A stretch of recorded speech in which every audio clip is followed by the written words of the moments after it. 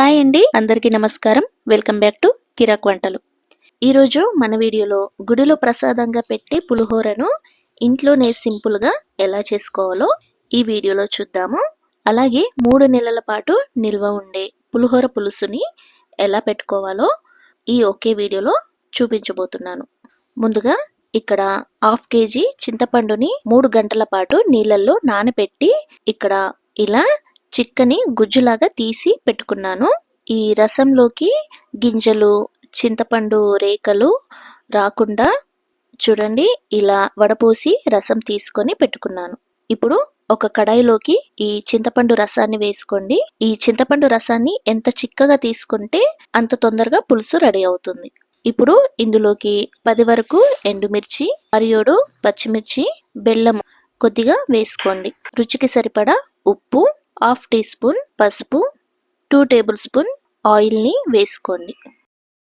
ఇప్పుడు ఇందులోకి కొద్దిగా ఇంగువ కూడా వేసుకోవాలి. అలాగే కరివేపాకు ఇలా రెమ్మలతోనే వేసుకోండి. పులుసుకి ఆకు ఫ్లేవర్ బాగా పట్టుకుంటుంది. ఇలా అన్ని వేసుకున్న తర్వాత ఒకసారి ఇదంతా బాగా కలుపుకొని స్టవ్ పైన పెట్టుకొని మీడియం ఫ్లేమ్లో మరిగించండి. మరిగేలోపు మరో స్టవ్ పై ప్యాన్ పెట్టుకొని 1 టీ స్పూన్ మెంతులు, 1 టీ స్పూన్ ఆవాలు వేసి దోరగా వేయించుకోవాలి. చూడండి ఇలా వేగిపోయిన తర్వాత వీటిని ఒక మిక్సీలో వేసి మెత్తని పొడిలాగా మిక్సీ పట్టుకోండి. చూడండి పులుసు మరుగుతూ ఉన్నప్పుడు ఈ పొడిని 1/2 టీ స్పూన్ వరకు ఇందులో వేసుకుంటున్నాను. నేను ఇక్కడ ఎక్కువ పులుసు తీసుకున్నాను కాబట్టి 1/2 టీ స్పూన్ వేసుకుంటున్నాను.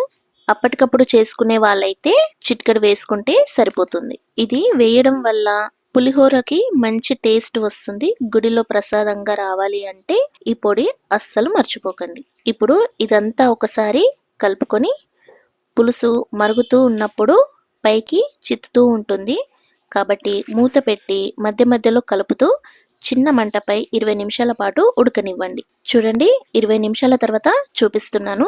పులుసు దగ్గర పడింది కదా. ఇప్పుడు ఇందులో ఆయిల్లో ఫ్రై చేసుకున్న శనగపప్పుని ఇందులో వేసుకోవాలి. శనగపప్పు పులుసు అంతా దగ్గర పడినాక లాస్ట్లోనే వేయాలి. ముందుగా వేసేసామంటే పప్పుకు పులుపు పట్టేస్తుంది. ఇలా పప్పు వేసుకొని ఒకసారి అంతా బాగా కలుపుకొని స్టవ్ ఆఫ్ చేసుకోండి. చూడండి ఎంత బాగా చిక్కగా వచ్చిందో. ఈ పులుసు చల్లారాక ఒక డబ్బాలో వేసుకొని ఫ్రిడ్జ్ లో పెట్టుకుంటే 3 నెలల పాటు నిల్వ ఉంటుంది. అవసరం ఉన్నప్పుడు తీసుకొని వాడుకోవచ్చు. ఇప్పుడు పులిహోర కోసం ప్రెషర్ కుక్కర్ లో 1 గ్లాసు బియ్యాన్ని వేసుకుంటున్నాను. ఒక 2-3 సార్లు వాటర్ తో కడిగేసి 1 గ్లాసు బియ్యానికి 2 గ్లాసుల వాటర్ పోసుకొని తీసుకున్నాను. మీరు తీసుకున్న రైస్ ను బట్టి వాటర్ ని యాడ్ చేసుకోండి. ఇందులో కొద్దిగా పసుపు, రుచికి సరిపడా ఉప్పు, ఇంగువ ఇందులోనే కొద్దిగా వేసుకుంటున్నాను. రైస్ కి ఇంగువ ఫ్లేవర్ మంచిగా పట్టుకుంటుంది. అన్నం పొడి పొడిగా రావడం కోసం కొద్దిగా ఆయిల్ ని కూడా వేసుకోండి. ఇదంతా ఒకసారి కలుపుకొని మూత పెట్టి 3 విజిల్స్ వచ్చే వరకు ఉడకనివ్వండి.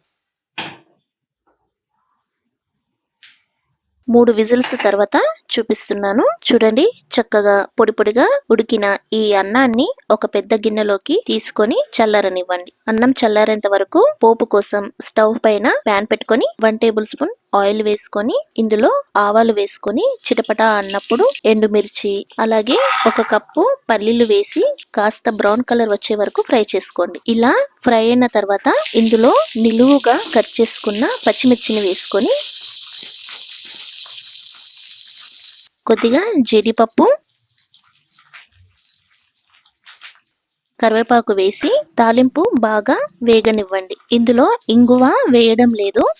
మనం పులుసులో అలాగే రైస్ లో వేసుకున్నాం కాబట్టి ఇక్కడ నేను వేయడం లేదు. చూడండి ఇలా వేగిపోయిన తర్వాత స్టవ్ ఆఫ్ చేసి ముందుగా చల్లర పెట్టుకున్న రైస్ లో చింతపండు పులుసు వేసి కలుపుకోండి. మీరు తీసుకున్న రైస్ కి ఎంతైతే పులుసు పడుతుందో అంత వేసుకొని అన్నంకి పట్టేటట్లు కలుపుకోండి. నేను 1 గ్లాస్ రైస్ కి 3 స్పూన్ల పులుసుని వేసుకున్నాను. ఇలా కలుపుకున్న తర్వాత వేయించి పెట్టుకున్న తాలింపును కూడా వేసి మరోసారి కలపండి. చూడండి ఈ పద్ధతిలో పులిహోర చేస్తే ఎవరైనా చాలా ఈజీగా చేసుకోవచ్చు.